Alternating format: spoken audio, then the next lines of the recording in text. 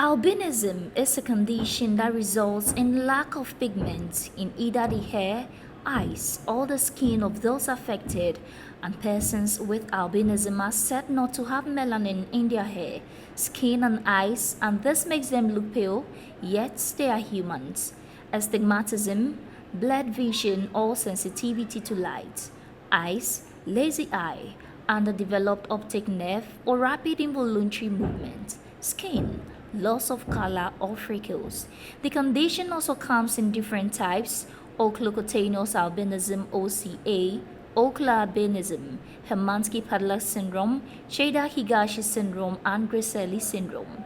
Earlier today, Tuesday, January 31, 2023, the organization was at the Bishop Miss School to engage with pupils on albinism and its related issues, with albinism generally being misunderstood by many, leading to widespread myths and misconceptions about the condition.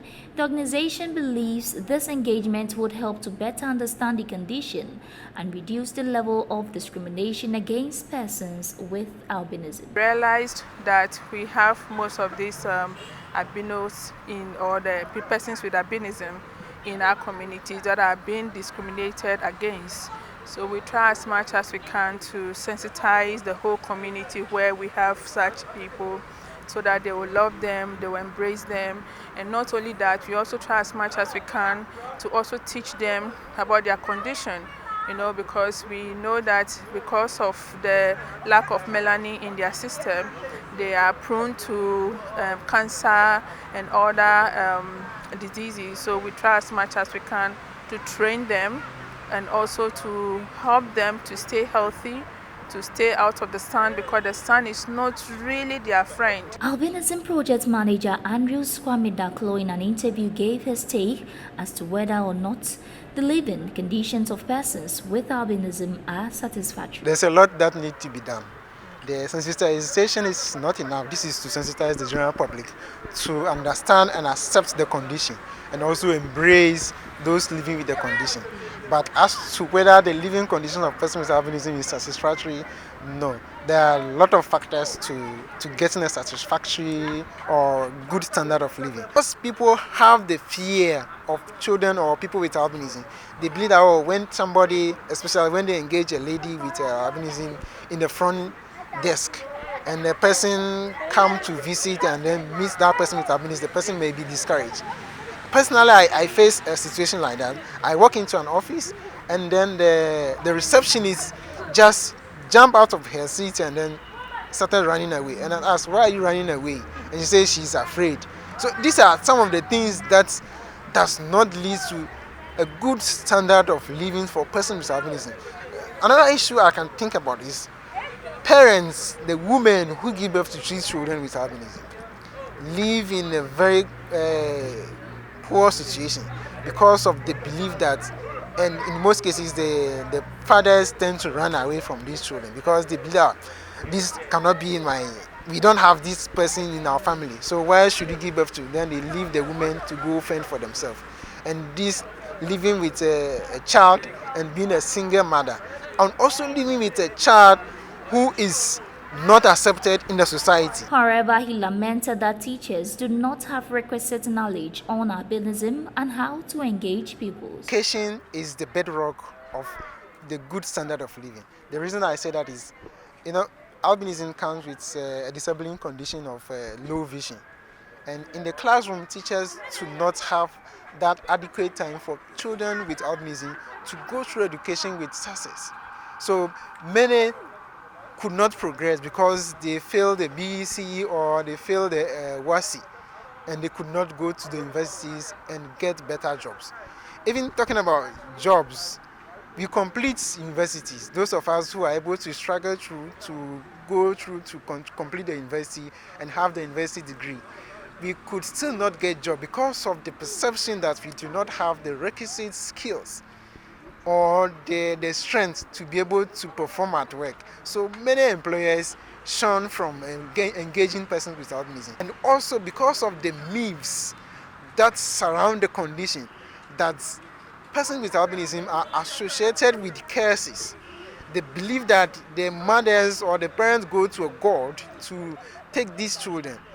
make people entertain that fear that when they engage a person with albinism in their company, it's rather going to be a kind of what is the appropriate term? A burden to the company than an asset. On whose responsibility this, he said. The responsibility, it's not only for one person.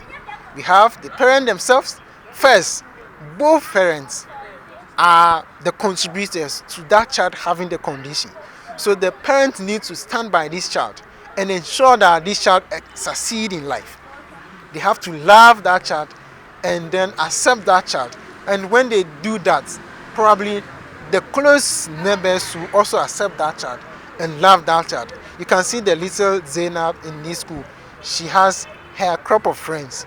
I'm sure in her community, she has that crop of friends. But if the father and the mother do not love that child and allow her to come to school, she wouldn't have that child. There are people who hide their children in the rooms. They don't allow them to go. If that happens, then it means what they are limiting the chances of that child. Government, he then stated, must be up and doing. The majority of the responsibility also goes to the government. The government has to ensure that each and every citizen, whether with or without albinism, enjoy all the rights that there is.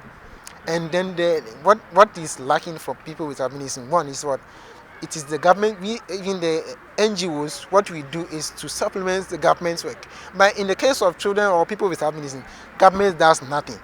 The sensitization we just came to do at Bishop's schools, government doesn't do that. It is NGO that is rather doing those sensitization for people to understand the condition.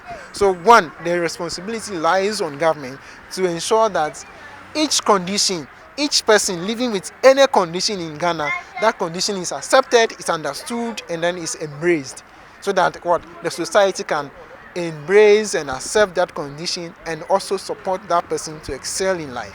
So the majority of the responsibility lies on government to perform its functions as a stakeholder, as a major stakeholder, to ensure that all the rights, the right to education, the right to employment, the right to life, all are fulfilled for this child to be able to live a normal life. Making a call, he said. My final call is to every Ghanaian that as you are watching us, we are humans, and the only difference is our skin color, and that doesn't make us either inferior or superior.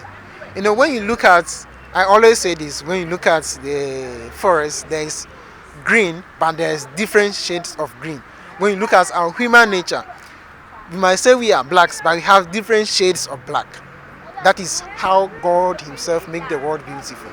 And we have to ensure that we embrace this beauty and embrace the nature that comes with it, and then we all live in peace and live in a very inclusive society. That notwithstanding, Zainab, a pupil of Bishop's Middle School living with albinism, was captured, fitting and quiet well with her friends. She stated that stigmatization against her in school is not allowed. Story filed by Mary Gordy.